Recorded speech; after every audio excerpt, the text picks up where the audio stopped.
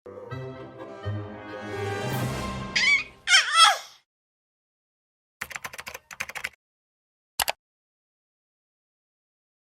episode cerita bocah kali ini saya Denny Delian dan tentunya seperti biasa ya, nggak mungkin saya sendiri ya karena saya bukan ahli pada bidang infertilitasnya pastinya. Dan episode kali ini aku sudah bersama Dr. Cynthia. Hai. Hello.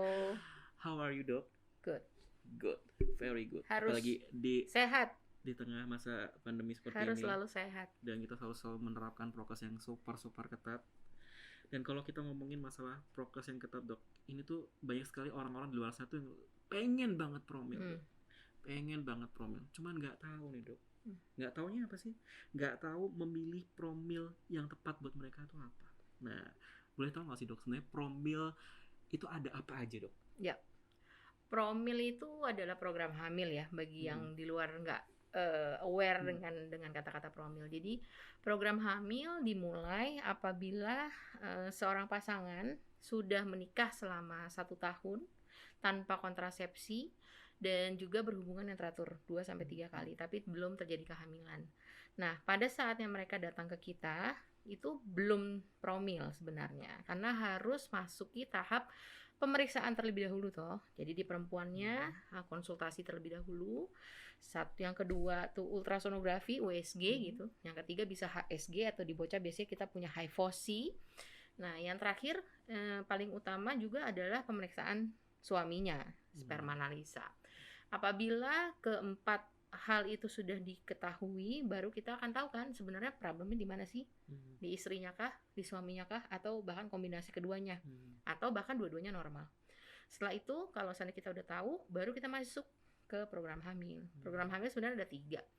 1, apakah dia mau program alami ataupun senggama terjadwal. Yang kedua, inseminasi. Yang ketiga, pastinya bayi tabung. Nah, ini nih, kalau orang tuh tahu tentang bocah Indonesia, ngomongin tentang infertilitas, pasti ujung-ujungnya bayi tabung. Yep. Apakah harus mesti bayi tabung, Dok? Tentunya tidak. Selama bisa dicoba alami, kenapa tidak? Kenapa harus sampai bayi tabung? Tapi memang ada beberapa kondisi yang mengharuskan dari awal tuh bayi tabung.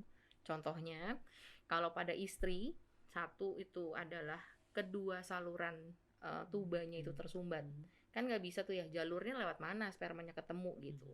1. Yang kedua, atau dia dengan endometriosis tapi yang derajatnya parah, derajat 3 atau 4, dimana memang besar atau riwayat operasi sebelumnya gitu ya, dan salah satu ataupun kedua tubanya tidak buntu ya, istilahnya tidak kebuka atau buntu.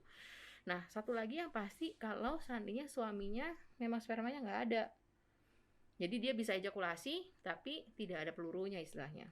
Nah, ini nih, dan semuanya tadi udah dijelasin juga sama Dr. Cynthia ya Bunda yang sedang mendengarkan atau menyaksikan acara hari ini, bahwa yang namanya pemeriksaan itu bukan hanya sekedar dari sisi istrinya saja, namun juga dari sisi suaminya. Pemeriksaan itu harus dari dua belah pihak. Betul. Makanya kita juga berjuang bersama. Betul. Dan apakah harus bayi tabung? Tentunya tidak, tergantung dari kondisinya. Tadi sudah dijelaskan juga nih ya, untuk program hamil itu ada apa aja.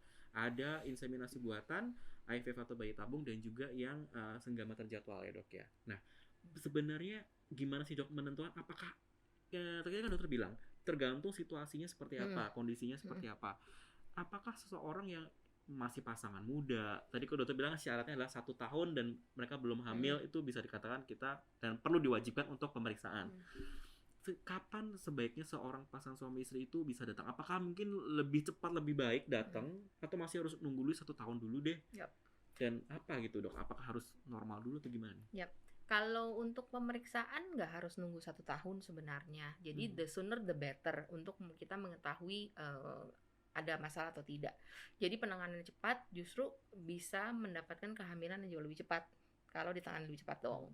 Gitu. Tapi terkadang orang berpikir saya takut untuk periksa karena takut akan hasilnya sebenarnya. Ataupun takut kalau saya periksa nanti salahnya ada di saya. Nah, ya kan, jadi nanti misalkan nih ternyata suaminya yang masalah, terus istrinya malah lu sih gitu, atau kebalikannya, atau masalah mertua ikut campur tangan gitu. Jadi nggak harus nunggu sampai 1 tahun, boleh segera periksa jika sudah siap. Tapi agak wajib kalau misalkan dia sudah 1 tahun. Oke. gitu. Yang pertama, yang selain itu yang ingin saya tanyakan, mungkin banyak kali orang bertanya nih dok, masalah usia dok. Nah masalah usia nih, walaupun misalkan baru beberapa bulan, tapi ternyata usianya sudah, mohon maaf mungkin usianya sudah 40 tahun lebih misalkan. Apakah faktor usia ini juga mempengaruhi seorang bisa mengambil program hamil yang mana gitu? Iya. Jadi kalau di gangguan kesuburan tadi balik dulu ya, kalau dia di bawah 35 tahun itu memang 1 tahun.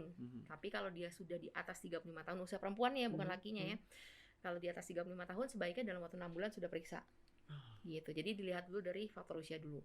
Nah, kalau ditanya ke saya, usia tentunya usia akan menentukan prestasi. Karena semakin muda usia perempuan maka kualitas sel telur, kuantitas sel telur itu pasti lebih banyak dong dibandingkan kalau usianya mendekati 40 atau bahkan lebih dari 40 gitu. Jadi kita bisa memeriksakan diri dengan dini, secara dini, yaitu AMH. AMH kan anti muleran hormon, di mana kita bisa mengetahui nih kalau bagi yang masih gadis gitu ya pengen tahu sebenarnya saya oke nggak nih, kan takut USG. Nah bisa tuh cek AMH namanya, anti muleran hormon, di mana dia bisa memprediksi apakah usia KTP kita sama dengan usia onderdil kita istilahnya.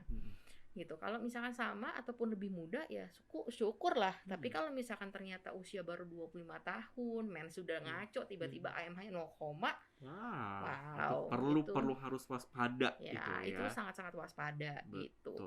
Jadi tidak harus menunggu sampai misalkan menikah berapa tahun baru pemeriksaan.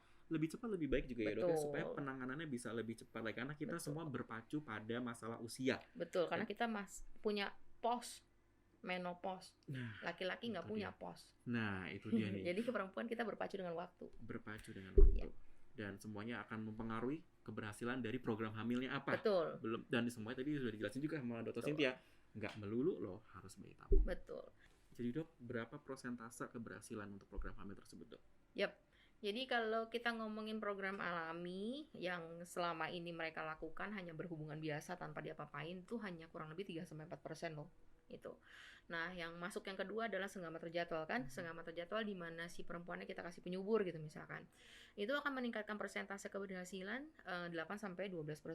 Kalau usia istrinya di bawah 35 tahun ya. Gitu. Jadi setelah itu kalau naik menjadi insem, dia angka keberhasilan 10-15%. Jadi makanya kenapa kalau seandainya di atas 35 tahun pilihannya entah mau alami atau bayi tabung aja. Karena kalau insem bukannya tidak boleh, tapi angka keberhasilan berarti lebih kecil dari 10% gitu. Nah, kalau bayi tabung sendiri pastinya dilihat persentase terbesar pada usia muda ya, di bawah 30 tahun. Di bawah 30 tahun ada paper yang menyatakan dia bahkan bisa sampai 65%. Gitu, 45 sampai dengan 65%. Kalau dia 30 sampai dengan 35 tahun, maka dia akan menduduki peringkat kedua, di mana dia bisa 35 sampai dengan 45%. Nah, lalu di atas 35 tahun, angka keberhasilannya kurang lebih sekitar 30%. Dan di atas 40 hanya sekitar 20%. Artinya kita sama-sama berpacu dengan waktu. Betul, berpacu dengan usia. Jangan lupa tadi ada usia biologis dan juga usia KTP. Biasanya berbeda ya dok ya. Syukur-syukur harusnya sama, bahkan mungkin lebih muda harusnya.